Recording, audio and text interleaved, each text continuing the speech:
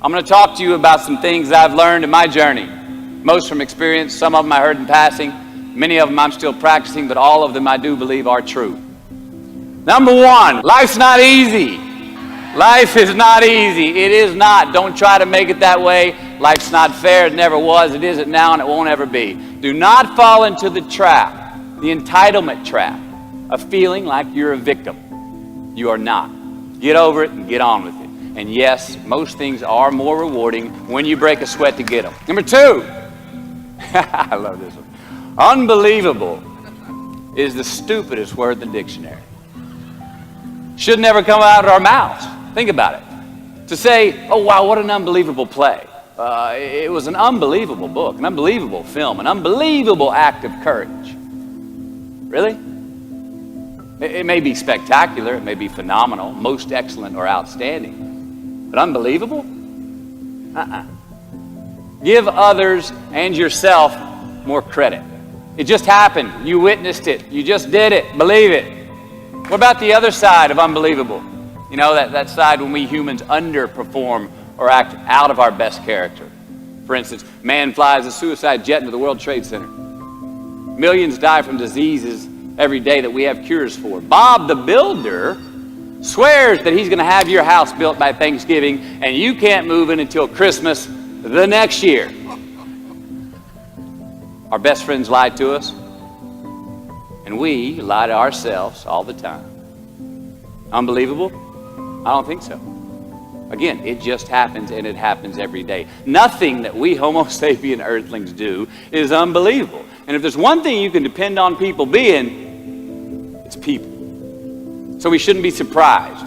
We, us, are the trickiest mammals walking the planet. I'm not worried about the monkeys. I'm worried about you and me.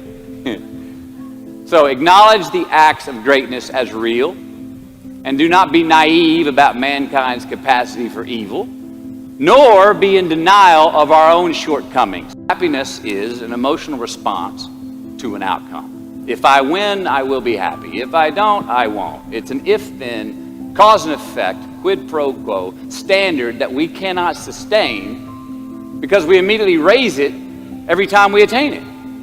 You see, happiness demands a certain outcome. It is result reliant. And I say if happiness is what you're after, then you're going to be let down frequently and you're going to be unhappy much of your time. Joy, though, joy is a different thing. It's something else. Joy is not a choice. It's not a response to some result. It's a constant. Joy is the feeling that we have from doing what we are fashioned to do, no matter the outcome. Now, personally, as an actor, I started enjoying my work and literally being more happy when I stopped trying to make the daily labor a means to a certain end. For example, I need this film to be a box office success. You know, I need my performance to be acknowledged. I need the respect of my peers. All those are reasonable aspirations, but the truth is, as soon as the work, the daily making of the movie, the doing of the deed became the reward in itself for me, I got more box office, more accolades and respect than I ever had before. See, joy is always in process. It's under construction. It is in constant approach, alive and well in the doing of what we're fashioned to do and enjoying it. Your number one job is to become more of yourself and to grow yourself into the best of yourself. Become so skilled, so vigilant, so flat out fantastic at what you do that your talent cannot be dismissed.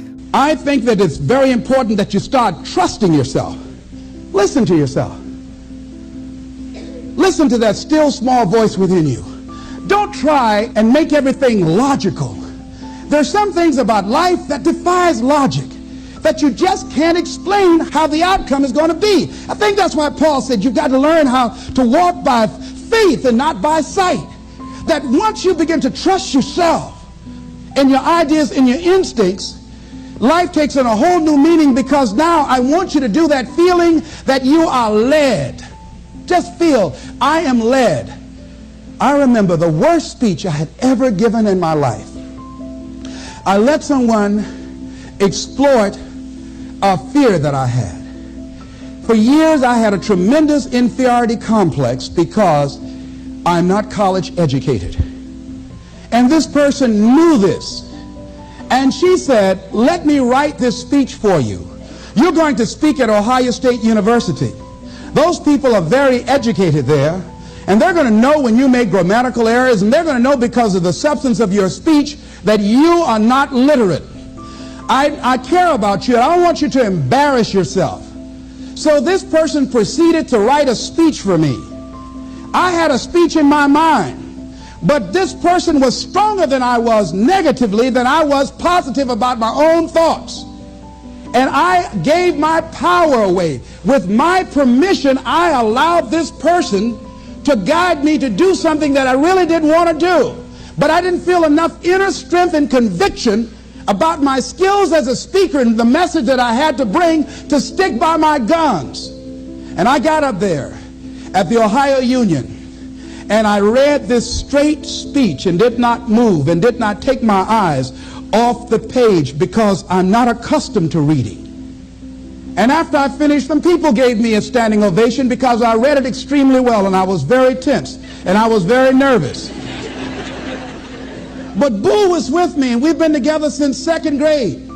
And I didn't want to go on the side of the room where he was. I saw the look in his eyes. And another friend of mine by the name of Mike Williams, and I knew what they were going to say. And they had the look on their face like, what happened to you? And so I didn't go over there. I went over here where I could get some compliments. And these people were saying, you were very good. Oh, thank you very much. I wanted to be fortified before I got this whipping. So finally we were going to the car, and we got in the car, and Boo was trying to be as tactful as he could. And then he just said, that was the worst speech you have ever given. I said, oh, Boo, I know. Why did you read the speech? What happened to your spontaneity? You've always been an extemporaneous speaker. Les, why did you do that? When she told me that they wouldn't accept what I said, Les, let them take you as you are. I gave my power away. Ladies and gentlemen, don't give your power away. You don't need anybody to approve your dream. It was given to you. If they can't see it, it's because it wasn't given to them. It was given to you. Hold it, nourish it, cultivate it, work on it. It's yours. It's your baby. Work on it until it comes into fruition. I gave away my power, and I said, I'm not going to do that no more. A lot of people ask me, how can I build world-class willpower? How can I beat procrastination? Simple idea, and you know this, which is, how do you get good at anything? You practice. So willpower, self-discipline is a muscle. And if you want to build a muscle, you need to flex it, stretch it, go to your edges, and practice daily.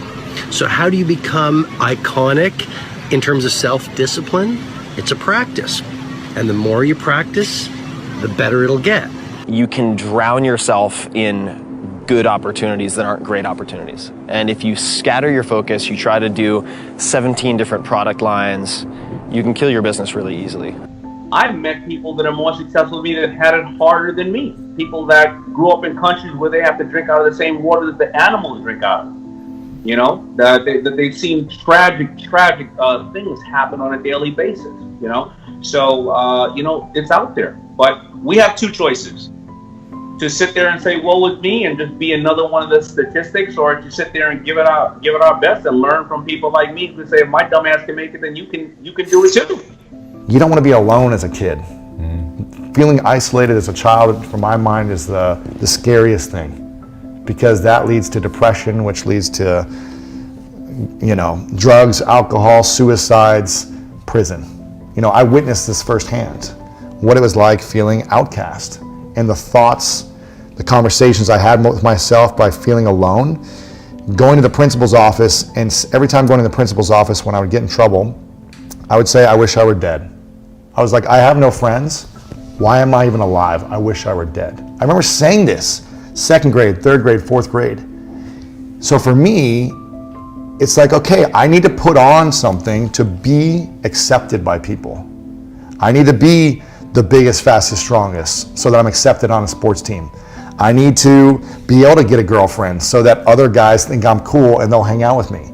I need to be able to make money so that I can take people out and pay for their lunch and dinner.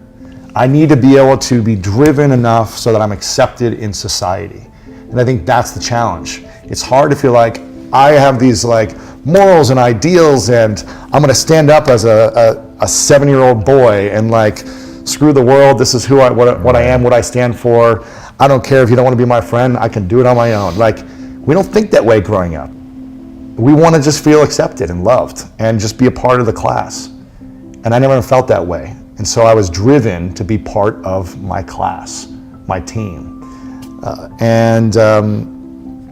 Now I grew up very loving and supportive, but I also grew up driven with these masks to try to be even more accepted because I was afraid to be alone. I think it's a factor of all of it together. You're born with it, but you have to continue to practice it. You're only as good as the people that you surround yourself with.